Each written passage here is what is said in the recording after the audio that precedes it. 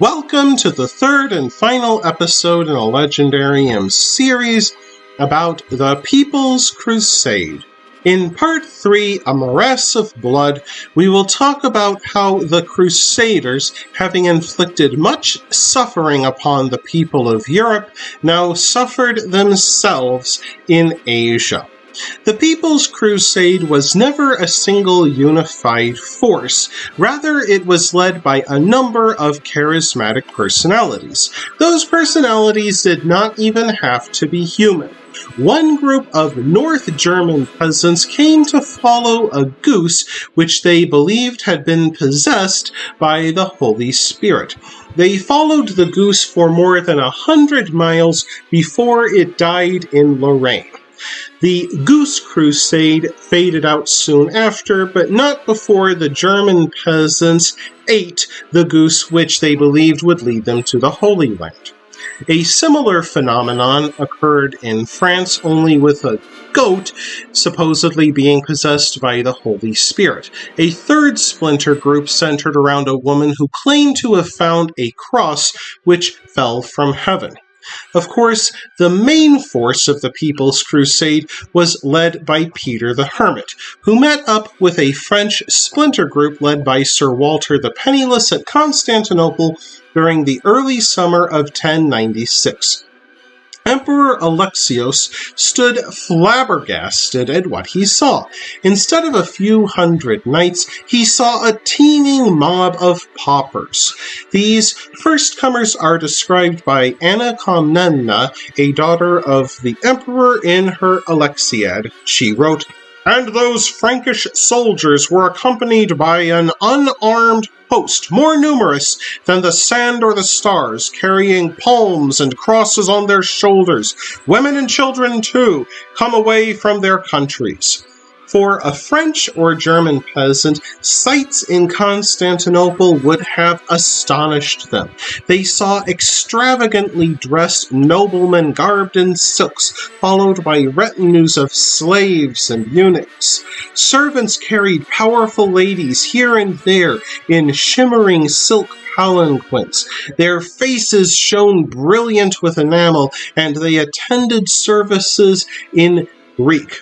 Of course, Emperor Alexios was less than pleased to see the People's Crusade, as that meant an additional 40,000 dinner guests that he could not afford to feed. So he quickly offered to ferry them across the Bosporus. Of course, he advised the People's Crusade to wait on the coast until the real crusade arrived. Peter the Hermit took the emperor's advice, but few others did. Once the imperial navy ferried the People's Crusade across the Bosporus, Peter urged his followers to camp and wait for the main force, but by now his control had vanished. The Crusaders split into two groups, a French contingent led by Walter the Penniless, and a German force led by an impoverished knight named Ranald. For a base, both camps chose an East Roman village called Civitas. The two began competing with one another, going on bloody raids into the Asia Minor interior. Most of these raids were against Greek Christians. After all, the area until recently had been ruled by the East Roman Empire. When one side or another returned to camp, they flaunted their spoils, boasted of their courage, and declared how much effort they gave for the cause. That inspired the other side to ever rasher and more foolhardy adventures against the Greek Christians unlucky enough to be ruled by the Seljuks. Matters grew worse when the French contingent attempted to take a Turkish castle. Failing to do so, they instead plundered the surrounding countryside, slaughtering the populace wholesale and even hurling screaming children onto bonfires.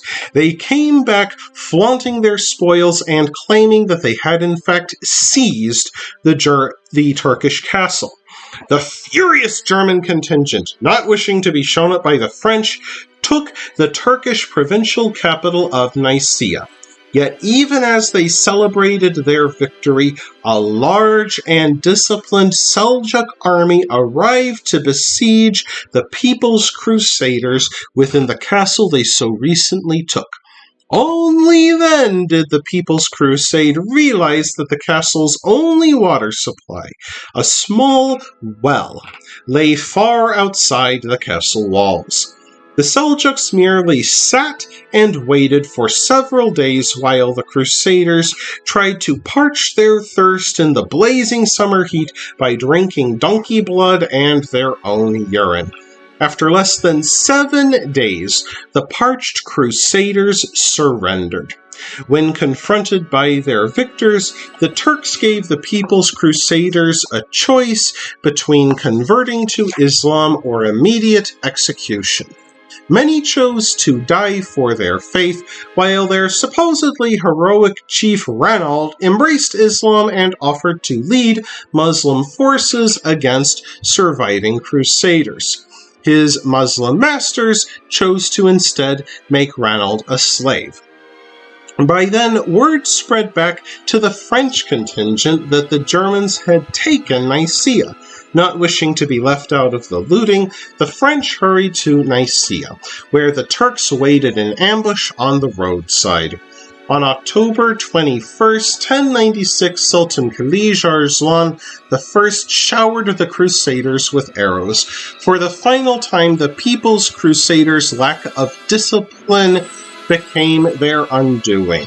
They fled, and the Turks simply continued to ride while shooting arrows into their backs.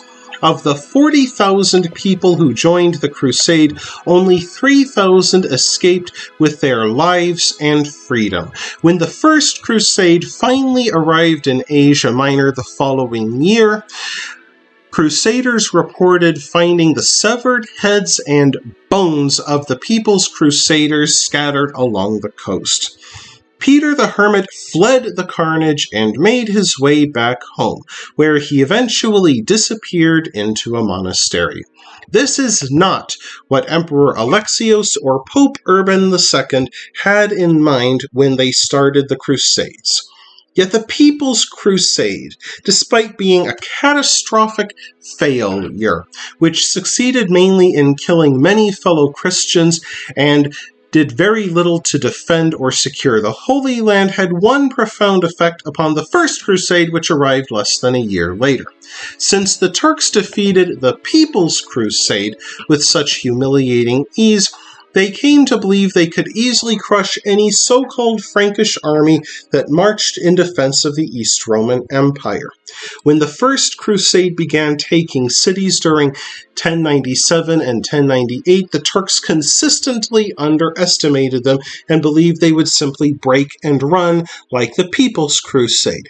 Instead, in 1099, the Crusaders retook Jerusalem and created Crusader kingdoms that persisted for more than 2 centuries. That wraps things up for this episode of the Legendarium. I hope you enjoyed this series. If you did, press like. If you want to see more, press subscribe. And if you've got anything to say, let me know in the comments section. Thanks again for joining me, and I hope that you have a great rest of the day.